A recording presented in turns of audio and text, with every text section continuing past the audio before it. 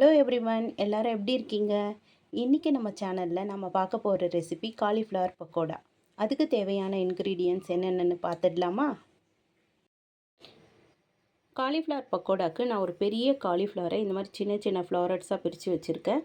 அதுக்கப்புறம் 200 கிராம்ஸ் கடலை மாவு, ஒரு ½ டேபிள் ஸ்பூன் கரம் மசாலா, உப்பு தேவைக்கேற்ற அளவு, ஒரு பிஞ்சு பெருங்காயத்தூள், ஒரு டேபிள் ஸ்பூன் கார்ன்ஃப்ளவர், அதுக்கப்புறம் 1½ டீஸ்பூன் அளவுக்கு சில்லி பவுடர், ஒரு tablespoon ginger garlic paste. இப்போ காலிஃப்ளவர் பக்கோடா எப்படி செய்யலான்னு பார்த்துடலாமா? க்ளீன் பண்ணி இந்த மாதிரி சின்ன சின்னதாக பிரித்து வச்சுருக்கா காலிஃப்ளவரில் கொஞ்சமாக தண்ணி ஊற்றிடலாம்.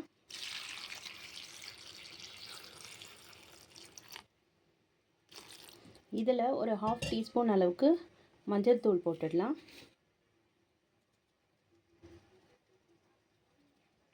இதை நாம் ஒரு பாயில் பண்ணி எடுத்துக்கலாம். பாயில் பண்ணி வச்சுருக்க காலிஃப்ளவரில் நாம் இப்போது கடலை மாவு,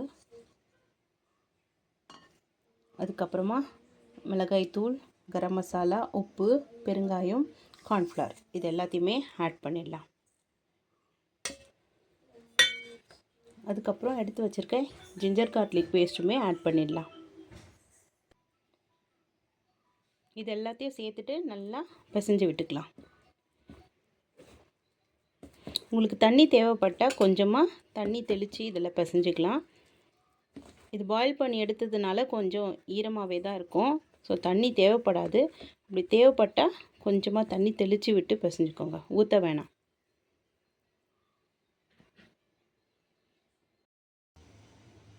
இப்போ ஒரு கடாயில் எண்ணெயை விட்டு அதில் மிக்ஸ் பண்ணி வச்சுருக்க காலிஃப்ளவரை ஒன்று ஒன்றா போட்டு பொரித்து எடுத்துடலாம்.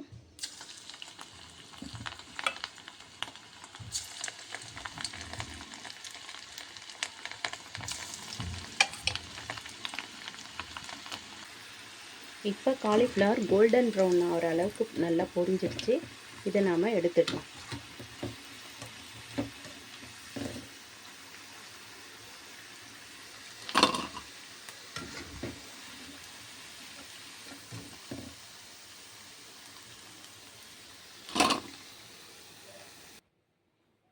அவ்வளோதாங்க, ஒரு டேஸ்டியான கிறிஸ்பியான காலிஃப்ளவர் பக்கோடா ரெடி ஆகிடுச்சு. இந்த ரெசிபி உங்களுக்கு பிடிச்சிருந்துச்சுன்னா லைக் பண்ணுங்கள், ஷேர் பண்ணுங்கள், கமெண்ட் பண்ணுங்கள் அண்ட் மறக்காமல் நம்ம சேனலை சப்ஸ்கிரைப் பண்ணிவிடுங்க. தேங்க்யூ ஆல் ஃபார் வாட்சிங். இன்னொரு நெக்ஸ்ட் வீடியோவில் இன்னொரு இன்ட்ரெஸ்டிங்கான ரெசிபியோடு நம்ம பார்க்கலாம். பாய். ஹலோ எவ்ரிவன், எல்லாரும் எப்படி இருக்கீங்க? இன்றைக்கி நம்ம சேனலில் நம்ம பார்க்க போகிற ரெசிபி காலிஃப்ளவர் பக்கோடா. அதுக்கு தேவையான இன்க்ரீடியன்ட்ஸ் என்னென்னு பார்த்துடலாமா? காலிஃப்ளவர் பக்கோடாக்கு நான் ஒரு பெரிய காலிஃப்ளவரை இந்த மாதிரி சின்ன சின்ன ஃப்ளாரட்ஸாக பிரித்து வச்சுருக்கேன்.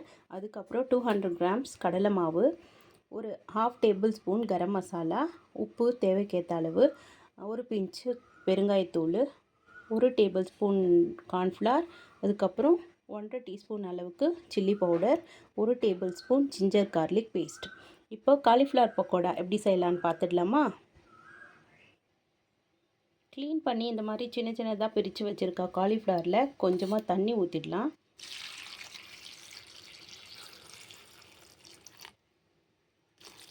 இதில் ஒரு ½ டீஸ்பூன் அளவுக்கு மஞ்சள் தூள் போட்டுடலாம்.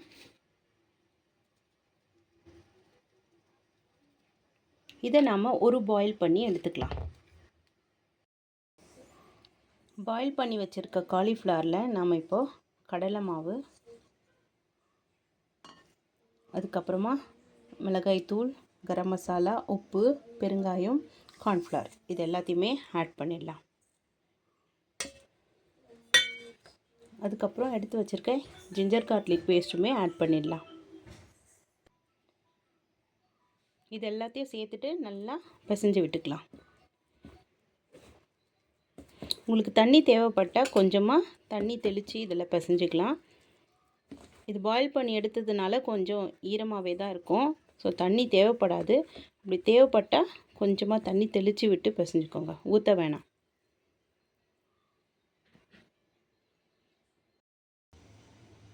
இப்போ ஒரு கடாயில் எண்ணெயை விட்டு அதில் மிக்ஸ் பண்ணி வச்சுருக்க காலிஃப்ளவரை ஒன்று ஒன்றா போட்டு பொரித்து எடுத்துடலாம்.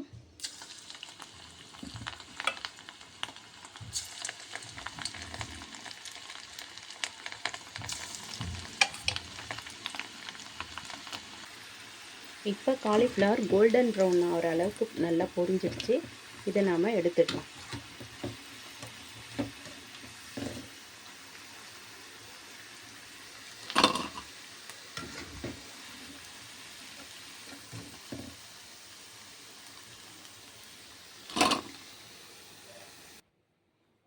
அவ்வளோதாங்க, ஒரு டேஸ்டியான கிறிஸ்பியான காலிஃப்ளவர் பக்கோடா ரெடி ஆகிடுச்சு. இந்த ரெசிபி உங்களுக்கு பிடிச்சிருந்துச்சுன்னா லைக் பண்ணுங்கள், ஷேர் பண்ணுங்கள், கமெண்ட் பண்ணுங்கள் அண்ட் மறக்காமல் நம்ம சேனலை சப்ஸ்கிரைப் பண்ணிவிடுங்க. தேங்க்யூ ஆல் ஃபார் வாட்சிங். இன்னொரு நெக்ஸ்ட் வீடியோவில் இன்னொரு இன்ட்ரெஸ்டிங்கான ரெசிபியோடு நம்ம பார்க்கலாம். பாய்.